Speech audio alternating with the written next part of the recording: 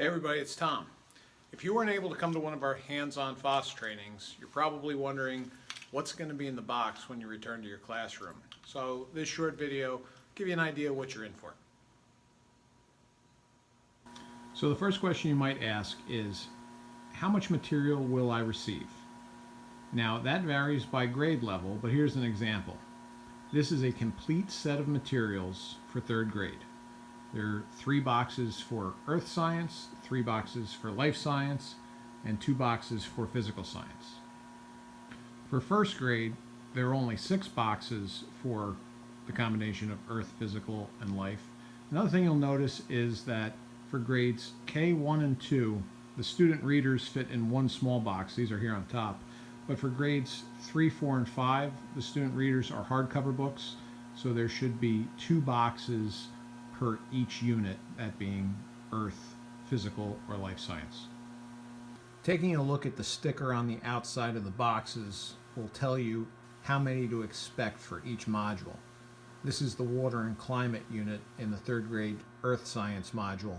So you can see that there are 3 boxes, 1, 2, 3, and then there would also be 2 corresponding boxes of books. Okay, so let's go ahead and open up a box. Either grab yourself a sharp pair of scissors or a box cutter. Here's a pro tip.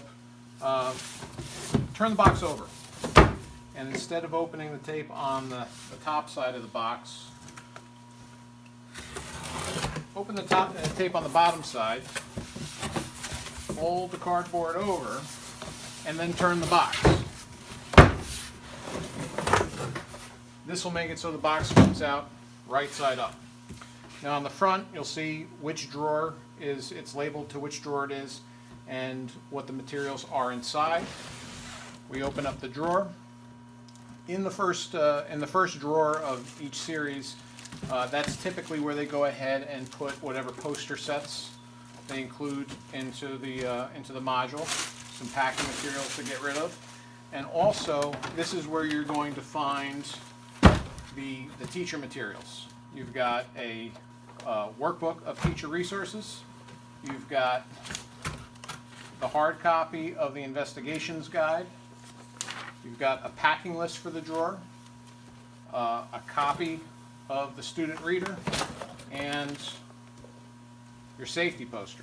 And in this case, that came apart. Put that back together, put it right back in the drawer.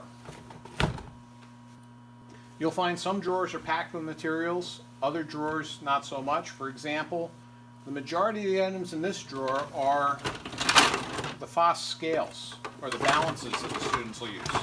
Now, one thing I've noticed is we have a lot of these around the district, to a point where we can probably just keep an entire set of scales in a classroom, even if you're sharing kits. And then, as we're using the drawers, this is one drawer that you're not going to have to rotate between classes. Here's box number 2 in that set.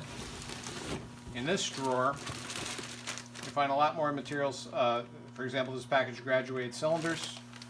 If you have familiarity with doing the FOSS kits before, it's pretty much the standard materials. Almost everything that you need is going to be in these kits. They include Sharpies, index cards, Post-its.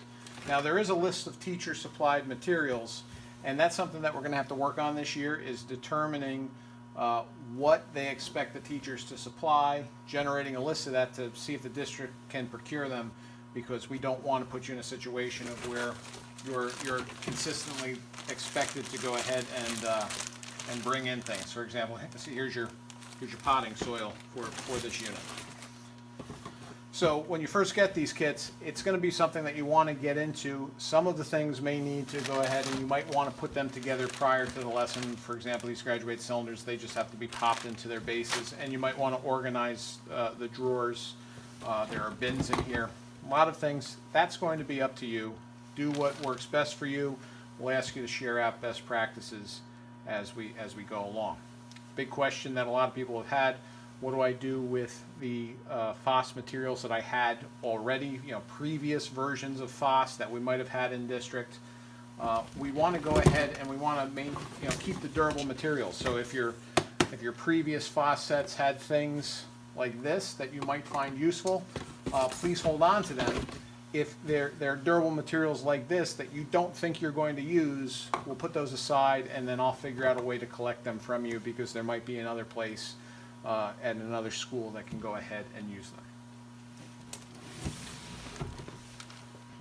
In the smaller boxes of student readers, we'll go ahead and find that for each module, for each set that you have, for earth science, for physical science, for life science, you'll have a complete student set of these books.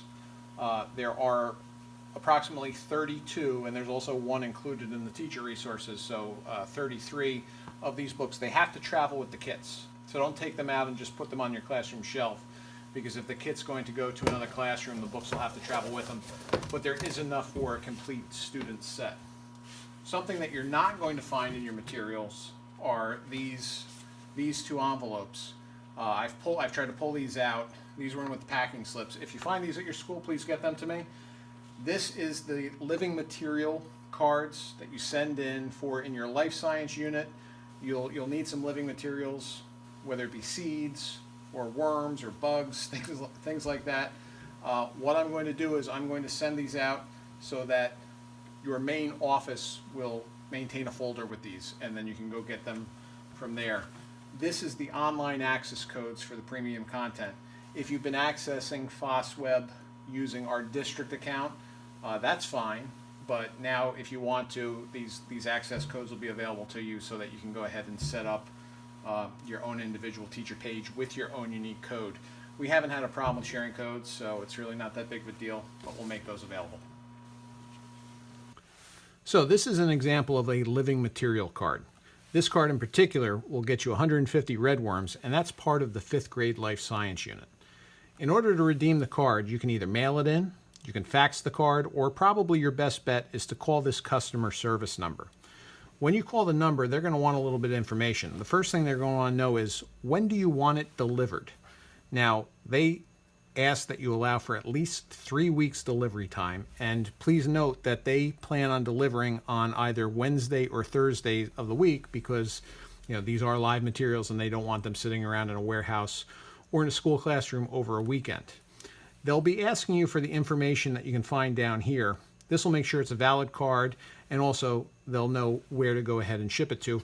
You should go ahead and reaffirm the school shipping address though, because for some of these cards, the school address may be listed as at the board office, so please ensure that it is going to be shipped to your correct elementary school.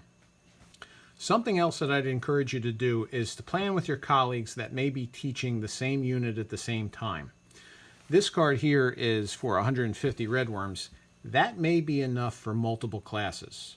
And if you go ahead and order multiple cards, you might end up with way more than you need. And because these are living materials, we want to care for them properly after they're used in our instruction.